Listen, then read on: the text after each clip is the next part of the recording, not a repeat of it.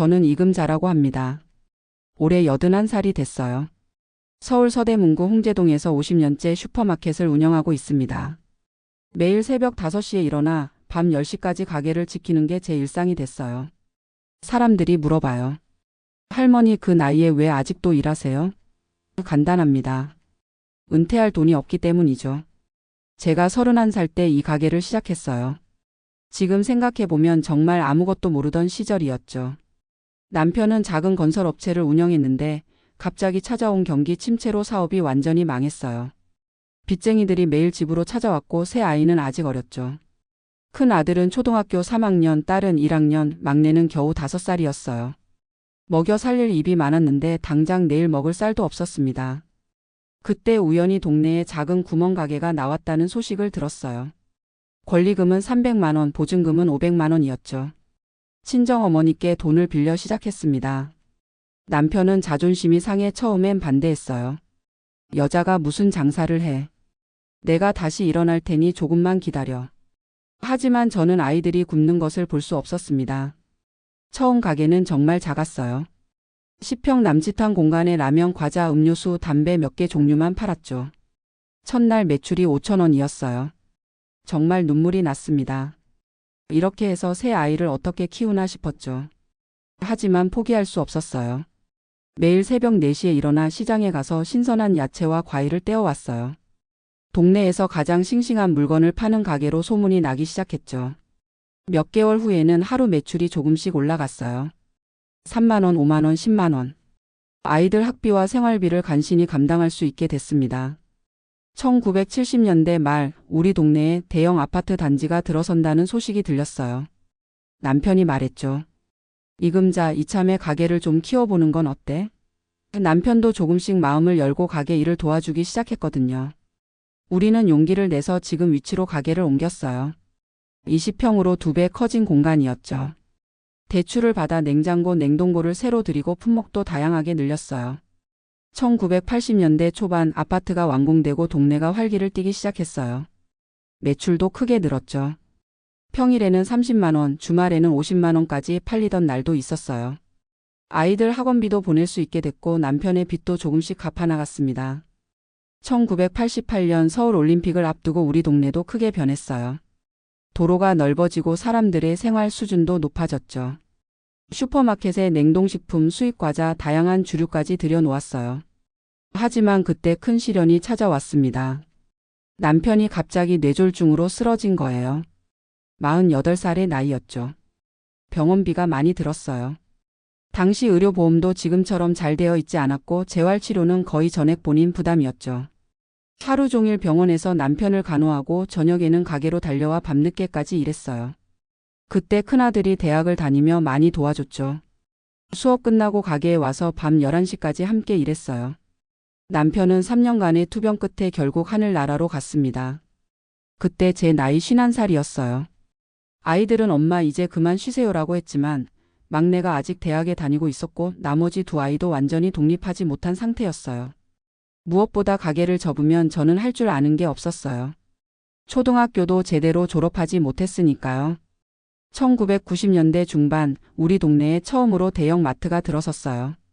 매출이 30%나 떨어졌죠. 많은 동네 슈퍼가 문을 닫았어요. 저도 고민이 많았습니다. 하지만 저는 물건값을 조금 내리고 대신 단골 손님들에게 더 친절하게 대했어요. 할머니 이거 오늘 들어온 신선한 거예요. 아주머니 오늘 날씨가 추우니 뜨끈한 유자차 한 잔 드세요 하면서 정을 나눴죠. 특히 노인분들은 대형 마트까지 가기 힘드셨기에 저희 가게를 찾아주셨어요. 오래 알고 지낸 단골 손님들은 이 할머니 없으면 우리 동네 어떻게 살아 하시면서 꾸준히 찾아주셨죠. 저는 단골 어르신들 댁에 직접 무거운 쌀, 휴지 같은 것을 배달해 드리기도 했어요. IMF 외환위기 때는 정말 힘들었어요. 동네 사람들이 하나둘 떠나고 돈이 없어 외상으로 물건을 가져가는 분들도 많았죠. 어떤 분은 몇 개월치 외상값을 못 갚고 이사를 가버리기도 했어요.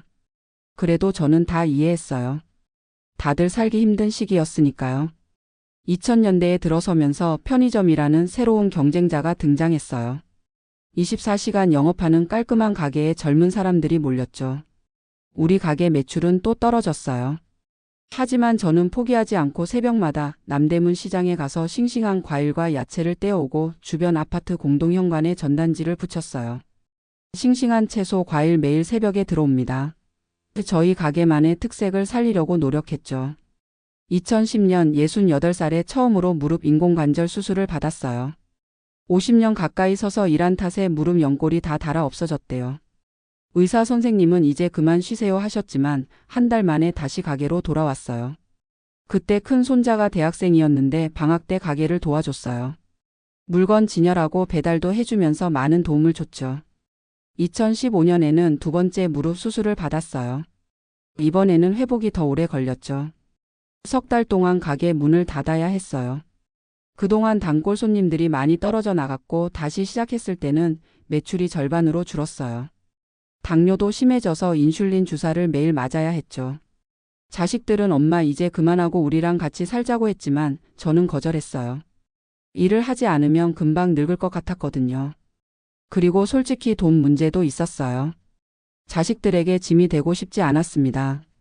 아무리 잘 사는 자식이라도 노인 부모를 모시는 건 쉬운 일이 아니잖아요. 제가 모아둔 노후 자금은 남편 병원비와 새 아이 교육비로 다 써버렸고 남은 건 이 슈퍼마켓뿐이었어요. 2020년 코로나19가 터졌을 때는 정말 큰 위기였어요. 사람들이 대형 마트나 온라인으로 장을 보기 시작했거든요. 가게에 손님이 뚝 끊겼어요. 하루 매출이 10만 원 아래로 떨어지는 날도 많았죠. 이대로 가면 문을 닫아야 하나 싶었어요. 그때 셋째 손자가 구원의 손길을 내밀었죠. 대학에서 컴퓨터를 전공하던 아이가 방학 때 집에 와서는 할머니 배달앱 해봐요라고 제안했어요. 처음에는 이 나이에 무슨 앱이야, 나는 스마트폰도 잘 못 다루는데라며 거절했죠. 하지만 손자는 포기하지 않고 저를 설득했어요. 할머니, 동네 어르신들 중에는 밖에 나오기 힘든 분들이 많잖아요. 그분들이 앱으로 주문하면 제가 방학 동안 배달해 드릴게요. 한번 해봐요. 결국 배달앱에 가게를 등록했어요. 손자가 가게 사진도 예쁘게 찍어 올리고 POS 시스템도 새로 도입했죠. 처음에는 하루에 주문 한두 건 들어오더니 점점 늘기 시작했어요. 특히 근처 아파트에 사시는 노인분들이 많이 이용해 주셨어요. 이금자 슈퍼는 배달도 해준다더라 하면서 입소문이 났죠. 방학이 끝나고 손자가 학교로 돌아간 후에는 제가 직접 배달을 시작했어요. 무릎이 아파서 먼 곳은 못 가지만 500m 이내는 직접 끌차를 끌고 다녔죠. 어떤 날은 40건까지 배달을 나갔어요. 비가 오나 눈이 오나 약속한 시간에 배달해 드렸죠. 노인분들은 특히 감사해 하셨어요. 이 할머니가 이 나이에 이렇게 열심히 일하는데 우리가 뭐라고 불평을 하겠어 하시면서요. 배달앱 주문이 늘면서 매출도 크게 늘었어요. 코로나 이전에는 월 평균 400만 원 정도 순이익을 냈는데 지금은 800만 원까지 올랐어요. 제가 81살에 이런 수입을 올릴 줄은 꿈에도 몰랐죠. 옛날에는 한 달에 400만 원 정도 팔면 100만 원 정도가 남았는데 지금은 한 달에 3천만 원어치를 팔아서 800만 원이 남아요. 물론 매일 새벽 5시부터 밤 10시까지 일하는 건 쉽지 않아요. 당뇨 때문에 식사 시간도 정확히 지켜야 하고 무릎은 여전히 아프죠. 하지만 저는 일하는 게 좋아요. 가게에 오는 손님들과 이야기하고 동네 소식을 나누는 것이 제 삶의 낙이에요. 50년 동안 이 가게에서 참 많은 일들을 봤어요. 어린 아이들이 자라서 어른이 되고 그 아이들이 또 자기 아이를 데리고 오는 모습을 보는 건 정말 특별한 경험이에요. 할머니, 제가 어릴 때 여기서 아이스크림 많이 사 먹었는데 이제 제 아이가 여기서 사 먹네요 라고 말하는 손님들을 만날 때면 가슴이 뭉클해요. 저한테 지금 이 슈퍼마켓은 단순한 가게가 아니에요. 제 인생의 전부예요. 남편 잃고 혼자 새 아이 키우면서 이 가게가 없었다면 어떻게 살았을지 모르겠어요. 이 가게 덕분에 아이들 모두 대학 보냈고 결혼도 시켰어요. 5 손주들도 대학까지 보냈고요. 물론 저도 언젠가는 은퇴해야 한다는 걸 알아요. 몸이 점점 따라주지 않으니까요. 하지만 아직은 아니에요. 제가 이 가게를 지키는 한 동네 어르신들은 편하게 장을 볼 수 있고 젊은 엄마들은 급할 때 필요한 것을 구할 수 있어요. 작지만 이 가게가 우리 동네에서 필요한 존재라는 걸 알기에 계속 문을 열고 있어요. 요즘 젊은이들에게 하고 싶은 말이 있어요. 노후를 위해 일찍부터 준비하세요. 저처럼 80이 넘어서까지 일하려면 건강해야 해요. 근데 건강은 돈 주고도 살 수 없는 거잖아요. 젊을 때부터 건강 관리 잘하고 돈도 조금씩 모아두세요. 제가 젊을 때는 내일 먹을 것도 걱정이라 노후까지 생각할 여유가 없었어요. 하지만 지금 세상은 달라요. 100세 시대라잖아요. 그리고 늙었다고 새로운 것을 배우는 걸 두려워하지 마세요. 저도 여든의 스마트폰, 배달의 POS 시스템 다 배웠어요. 처음에는 어려웠지만 하다 보니 익숙해졌어요. 손자들이 웃으면서 할머니가 우리보다 더 열심히 배운다고 했어요. 가끔 사람들이 물어봐요. 할머니 가게 그만두면 뭐 하고 싶으세요? 솔직히 저는 아직 은퇴 후의 삶을 상상해 본 적이 없어요. 여행을 가고 싶다거나 취미 생활을 하고 싶다는 생각도 못 해봤어요. 평생 일만 하며 살았으니까요. 그저 건강이 허락하는 한 이 가게를 지키다가 언젠가 몸이 말을 안 들을 때 자식들 곁에서 조용히 여생을 보내지 않을까 싶어요.